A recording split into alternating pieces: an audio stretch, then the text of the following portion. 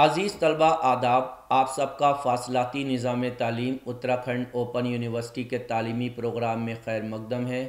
میں شہپر شریف شعبہ اردو سے آپ سب کو خوش آمدید کہتا ہوں۔ امید ہے کہ آپ سب خیریت سے ہوں گے اور خوشحال زندگی گزار رہے ہوں گے۔ اتراکھنڈ اوپن یونیورسٹی کے اس تعلیمی پروگرام کے ذریعے معاشرتی مسائل پر توجہ دینے کے ساتھ ساتھ طلبہ کے لیے ایسے مفید پروگرام فراہم کیے جاتے ہیں جو ان کی علمی سطح میں اضافہ کر سکیں اور طلباء اپنے نام کے ساتھ ساتھ اتراکھنڈ اوپن یونیورسٹی کا نام بھی روشن کر سکیں۔ ہنسنا اور ہنسانا انسان کی فطرت ہے۔ انسان دوسروں کو ہنسانے اور خود ہنسنے کے مختلف بہانے تلاش کرتا ہے۔ اسی ضرورت کے تحت ہنسنے اور ہنسانے کے نت نئے طریقے ایجاد ہوئے۔ ادب کے ذریعے ہنسانے کے فن کو مزاح کہا جاتا ہے۔ مہذب سماج میں پھکڑ پن اور بھونڈی ہنسی کو پسند نہیں کیا جاتا، اس لیے مزاح نگاروں نے ظریفانہ ادب میں مسلسل نفاست پیدا کرنے کی کوشش کی ہے۔ اعلیٰ درجے کا مزاح قاری کو مسکرانے پر مجبور کر دیتا ہے اور اس کے ذہن و دل کو فرحت عطا کرتا ہے۔ اس کے برعکس طنز میں تلخی، تیزی اور نشتریت ہوتی ہے۔ طنز بامقصد ہوتا ہے اور اصلاح اس کا مدعا ہوتا ہے۔ اردو کی بیشتر تخلیقات طنزیہ و مزاحیہ ہیں، کیونکہ طنز کے بغیر مزاح کو اور مزاح کے بغیر طنز کو نامکمل خیال کیا جاتا ہے۔ طنز کے بغیر خالص مزاح تو خوشگوار ہو سکتا ہے، مگر طنز میں مزہ نہ ہو تو قاری یا سامع کو تلخی کے سوا کچھ حاصل نہ ہوگا۔ عزیز طلبہ، آج کے اس پروگرام کے تحت اردو کے معروف طنز و مزاح نگاروں پر شروع کی گئی سیریز کی 7ویں قسط میں ہم مشتاق احمد یوسفی پر تفصیل سے گفتگو کریں گے، تو آئیے ویڈیو کی باقاعدہ شروعات کرتے ہیں۔ مشتاق احمد یوسفی اردو کے ایک بلند پایہ مزاح نگار، انشا پرداز اور طنز و ظرافت کے رمز شناس ہیں۔ مشتاق احمد یوسفی نے طنز و مزاح کو نیا لب و لہجہ بھی عطا کیا ہے اور نئی معنویت بھی بخشی ہے۔ مشتاق احمد یوسفی نہایت حساس فنکار ہیں۔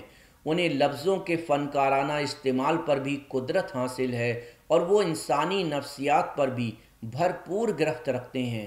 ساتھ ہی حساسیت و ظرف نگاہی کے عناصر بھی ان کے مزاج میں پائے جاتے ہیں۔ یہی وہ صفات ہیں جن کی بدولت مشتاق احمد یوسفی نے طنز و مزاح کے فن کو نکھارا بھی ہے اور چمکایا بھی اور اسے بام عروج تک پہنچایا بھی ہے۔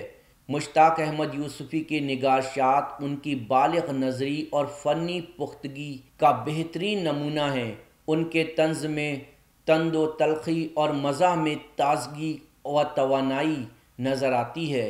مشتاق احمد یوسفی کو مغربی ادبیات اور مغربی ماحول و معاشرے سے بھی بخوبی واقفیت تھی۔ ان کی تحریروں میں مغربی ادیبوں کی تحریروں کا اثر نمایاں طور پر نظر آتا ہے۔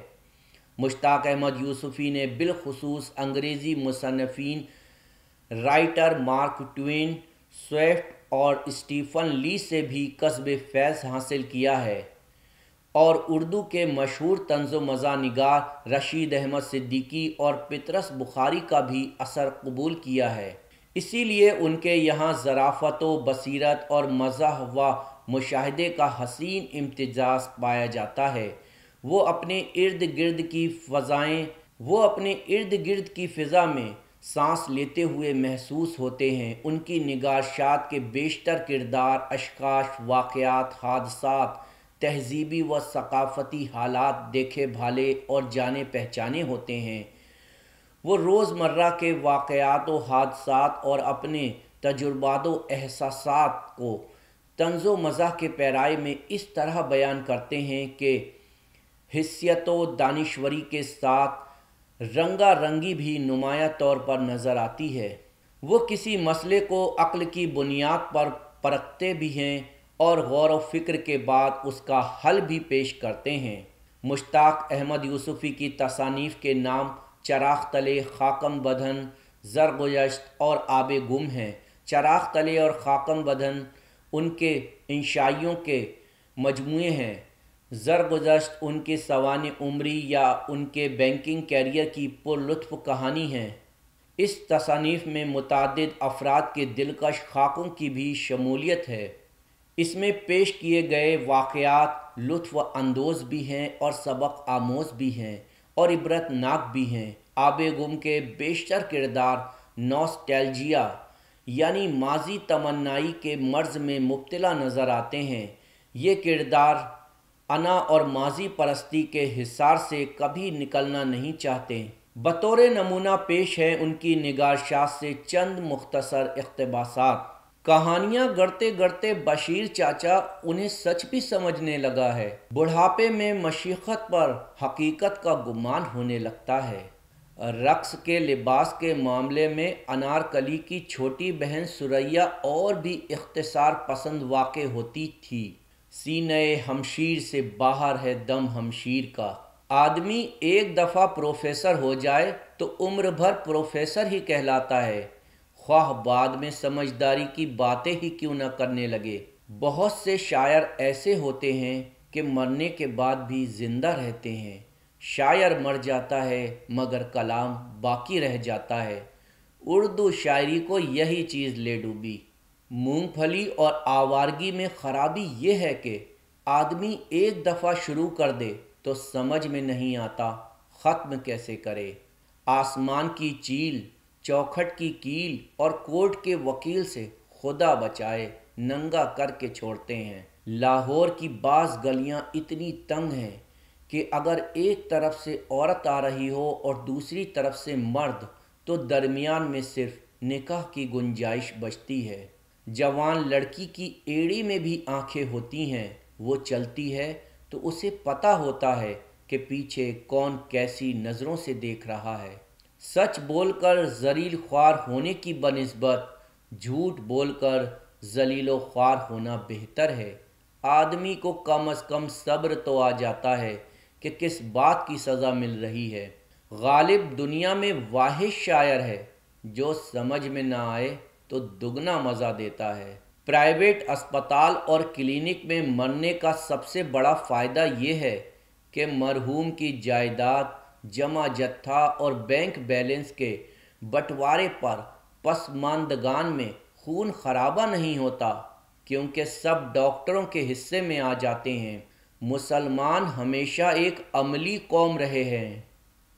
وہ کسی ایسے جانور کو محبت سے نہیں پالتے جسے ذبح کر کے کھا نہ سکیں۔ جب شیر اور بکری ایک ہی گھاٹ پر پانی پینے لگیں تو سمجھ لو کہ شیر کی نیت اور بکری کی عقل میں فطور ہے۔ دشمنوں کے حزب عداوت 3 درجے ہیں: دشمن، جانی دشمن اور رشتہ دار۔ بڑھاپے کی شادی اور بینک کی چوکیداری میں ذرا فرق نہیں۔